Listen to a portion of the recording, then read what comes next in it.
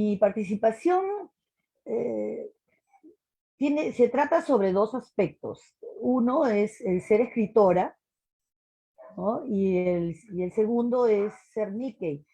Eh, Estas reflexiones sobre lo Nikkei no compete solamente a un grupo, ¿no? A una comunidad asiática sentada en el Perú, sino que tiene y puede tener efecto multiplicador en otras comunidades, ¿no? No debe verse solamente como un grupo cerrado, ¿no? En el primer aspecto, el hecho de ser escritora. Y por eso que mi ponencia se titula, ¿no?, que tiene que ver con la exclusión y la marginalidad. El hecho de ser escritora, eh, las escritoras han pasado siempre han sido marcadas, el hecho de querer escribir, de querer publicar, ha sido marcado por dos aspectos. Uno, la exclusión de la sociedad, ¿no?, que ha operado sobre ellas, y la segunda, la autocensura de las mismas mujeres que escriben y que quisieran publicar, ¿no? Porque de hecho que escriben, todas escriben, o muchas escriben. Han escrito y los han metido en las gavetas, las han ocultado, pero ¿cuántas llegaron a publicar, no? Ese es el punto también muy importante. Entonces, la historia de las escritoras está marcada por una historia de exclusión y de autocensura. Eh, Tomemos en cuenta que la palabra escrita siempre ha sido exclusivamente manejada por un poder masculino, ¿no? Eso es parte del patriarcado. ¿Por qué? Porque la palabra escrita tiene que ver con el hecho de publicar, ¿no? De publicar, de compartir, del aspecto público.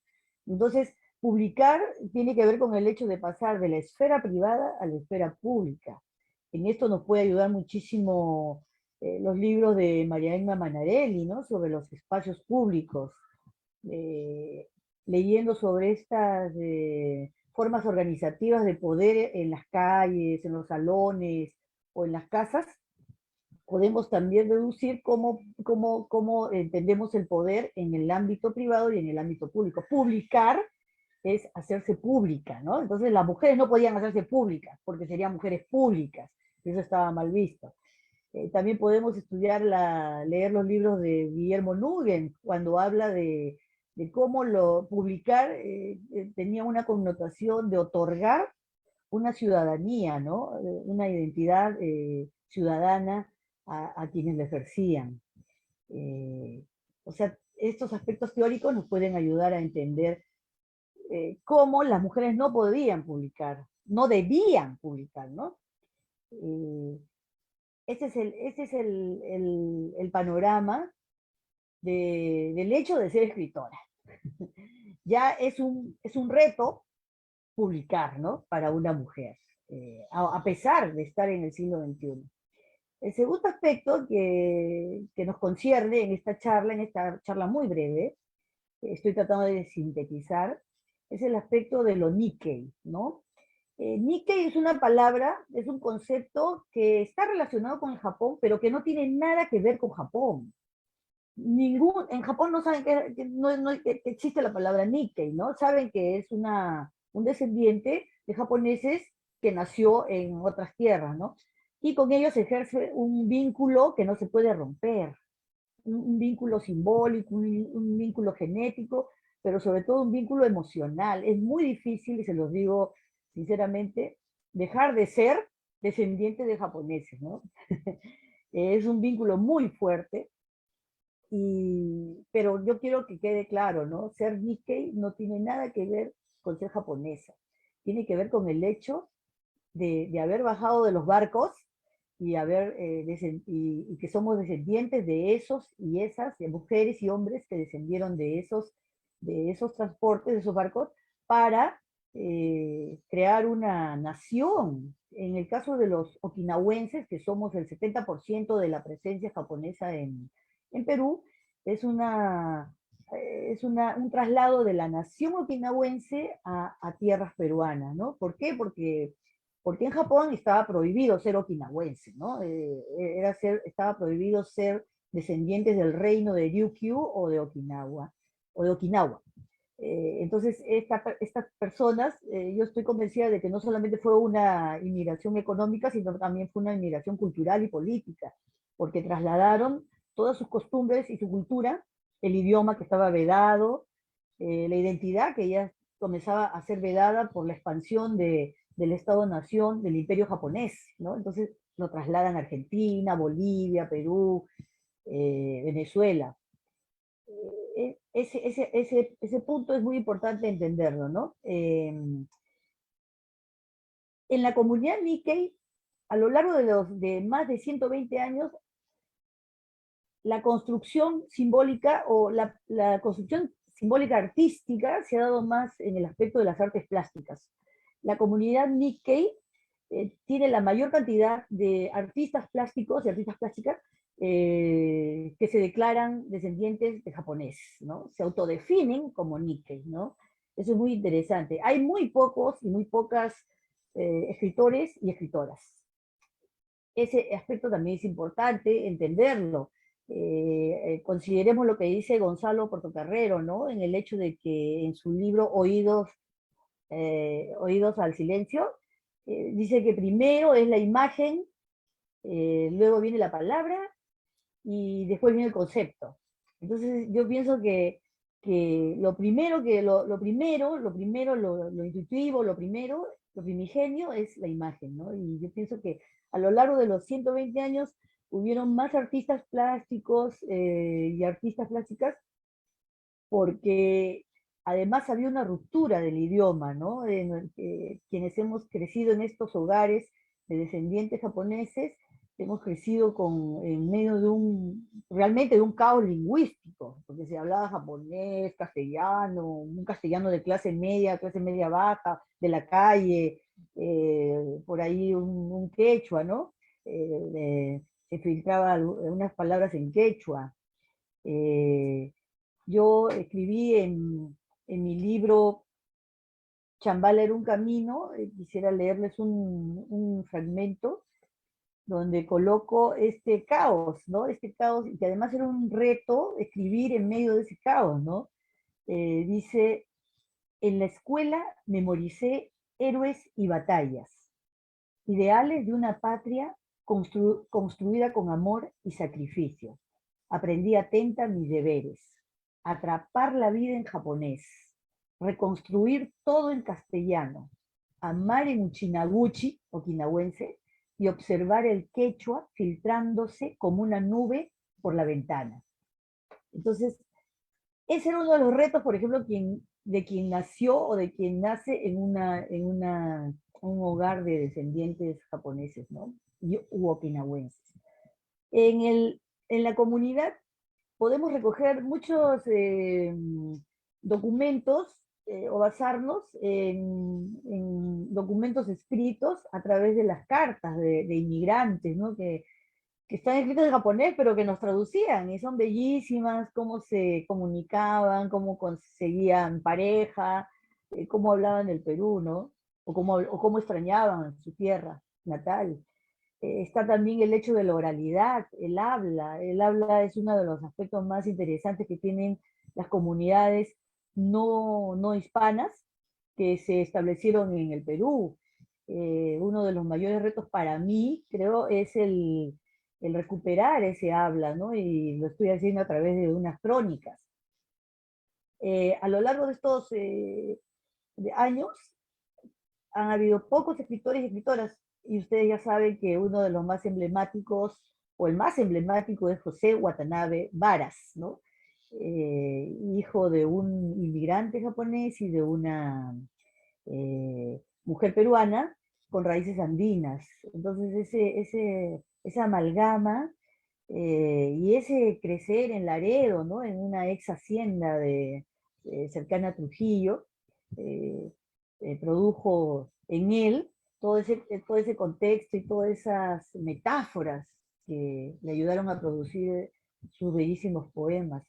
Tenemos también a un gran escritor, un gran narrador, Augusto Higa Oshiro, Es un excelente escritor que en los últimos años está escribiendo más sobre su memoria como hijo como hijo de inmigrantes japoneses. Tenemos también a Mitsuya Higa, un gran periodista, a Nicolás Matayoshi, poeta de Huancayo, y más recientemente a Tilsa Ota, que está incursionando en una literatura muy fantástica y muy interesante, en poesía Ana Camine, pero no hay muchos nombres más, ¿no? Eh, entonces, considerando ese hecho, también me inserto en ese grupo que cogió la palabra escrita para poder decir esta experiencia colectiva a través de una palabra individual, ¿no? Y aquí viene la tercera parte, que es mi testimonio como Nikkei y como escritora. Como bien mencionó Naomi, yo soy hija de inmigrantes, entonces soy hija de dos inmigrantes que además hablaban y hablaban, escribían en japonés pero hablaban en okinawense y tenían una lengua muerta, por decirlo, ¿no? O sea, vedada en Japón, un idioma aplastado, dominado por un imperio, y yo creo que ya con eso se, se, se selló mi suerte de ser poeta, ¿no? Con ese quiebre, con ese drama, y el hecho de ser hija última en un momento más moderno de la historia de estas familias, porque yo soy como la última descendiente de los japoneses, este, se, no sé, se generó en mí el hecho de querer coger la palabra escrita para enunciar, ¿no? Eh, entonces vivía con el reto de saber quién era, ¿no? De tener una identidad, pero también el hecho de identificarme con un país, con una cultura peruana. Y justamente las palabras me ayudaron, ¿no? Y sobre todo la literatura, ¿no? Me declaro hija o seguidora de Valdelomar, de Vallejo, leyendo sus poemas. Leyendo poesía yo aprendí a hablar más español, ¿no? Porque hablábamos en okinawense, en japonés, pero este es un caso donde las palabras o el idioma ayudó a construir una identidad y una identificación con un país. Eh, entonces, este es el testimonio, este es mi testimonio, de manera muy sintética, de cómo arribé a la poesía, ¿no?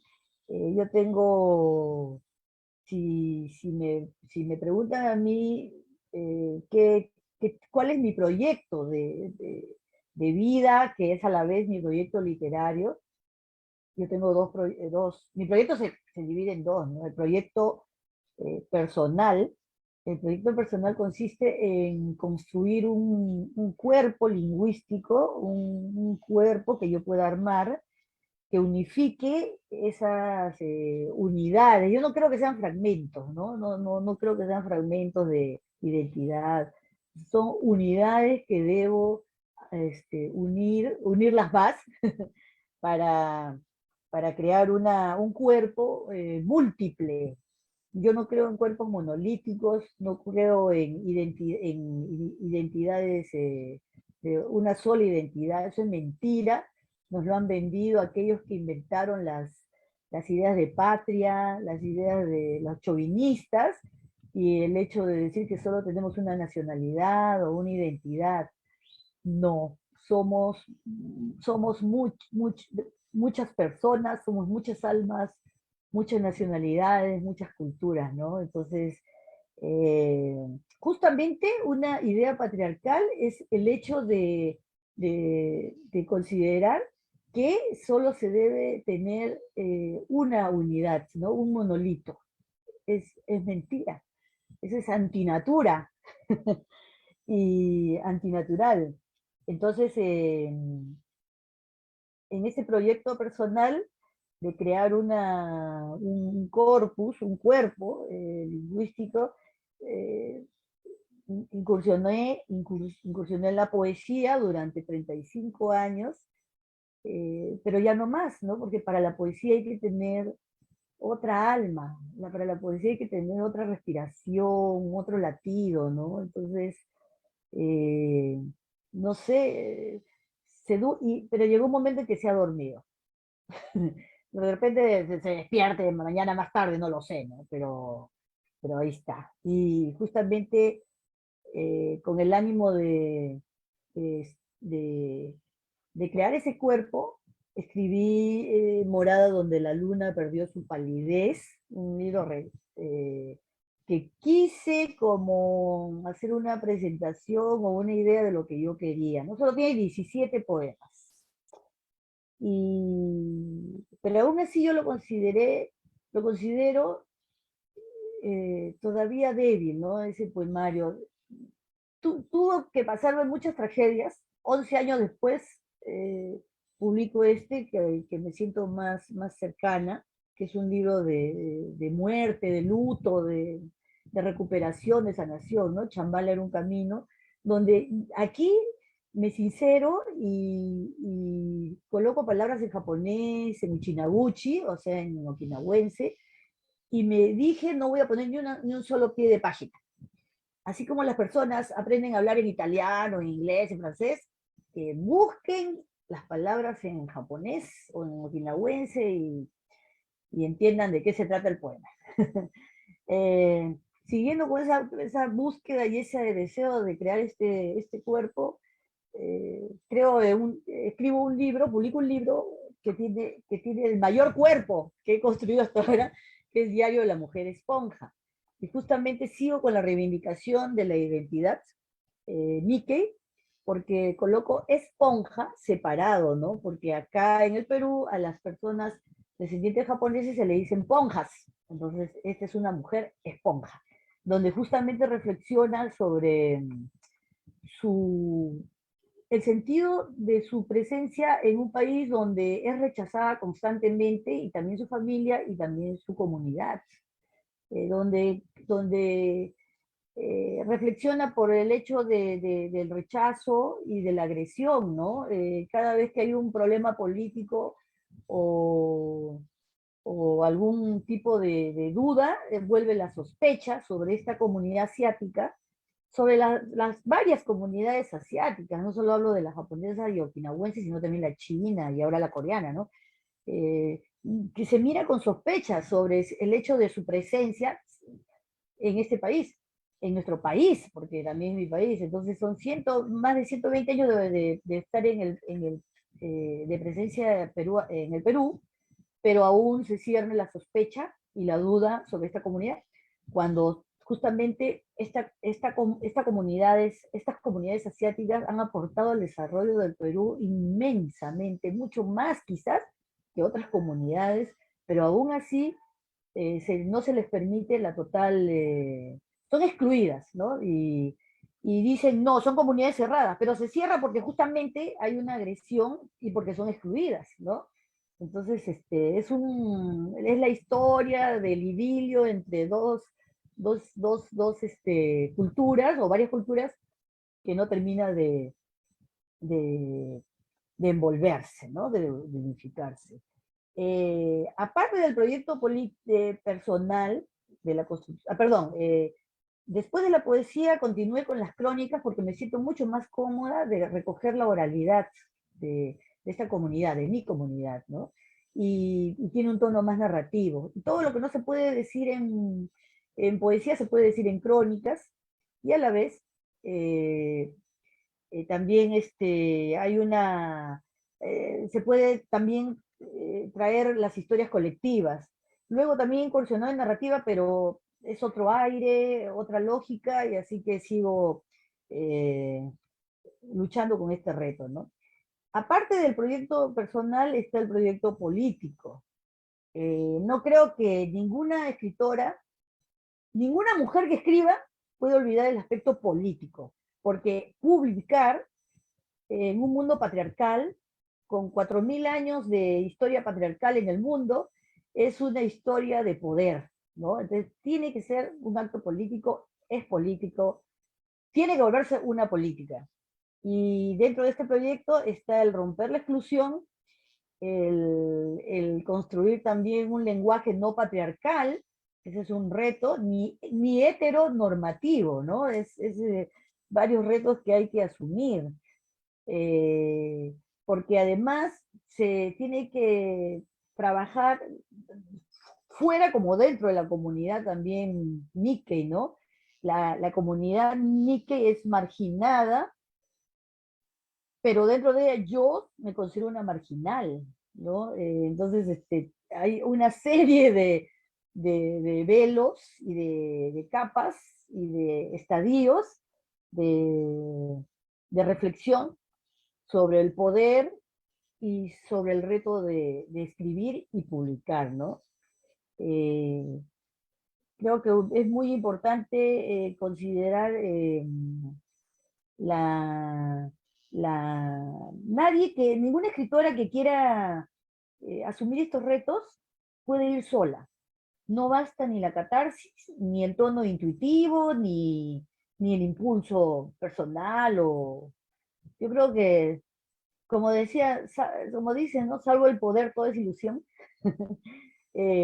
Debemos rodearnos de todo un marco teórico, de todas las teorías para poder entender que la escritura no está exenta de la lucha de poder, ¿no? En esta tarea, en estos retos, para entender todos estos planos y la escritura, me ha servido muchísimo las teorías marxistas en el hecho de las relaciones de poder y también las teorías feministas, sobre todo la teoría literaria feminista, eh, eh, entender cómo es la construcción de ser mujer, ser hombre, leer a Norma Fuller, entender toda la historia del atropello, las escritoras, ¿no? Lo podemos leer en Francesca de Negri, en Diana Miloslavich, cuando nos cuenta todo este proceso de Flora Tristán. Eh, podemos también, no, debemos leer sobre todo a las escritoras, ¿no? A lo largo de la historia, en todo el mundo y en el Perú. Entonces, ese es mi testimonio para terminar y, y ojalá que haya servido de algo. No creo que una escritora solamente es puro impulso, puro elan, puras ganas de escribir, ¿no?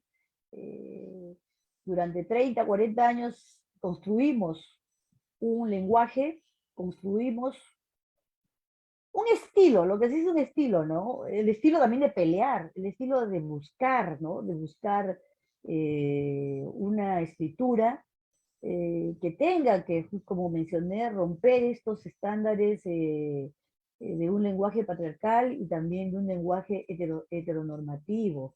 Entonces, eh, seguimos con eso. Les invito a las que quieran escribir, que no solamente es el lapicero o la computadora sobre el papel, es el hecho de reflexionar muchísimo y pensar la ubicación que tenemos dentro de esta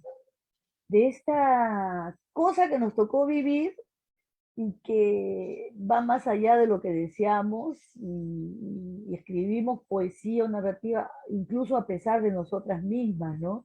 No hay forma de vivir, sobrevivimos siendo mujeres, pero pero podemos vivir siendo escritoras, ¿no?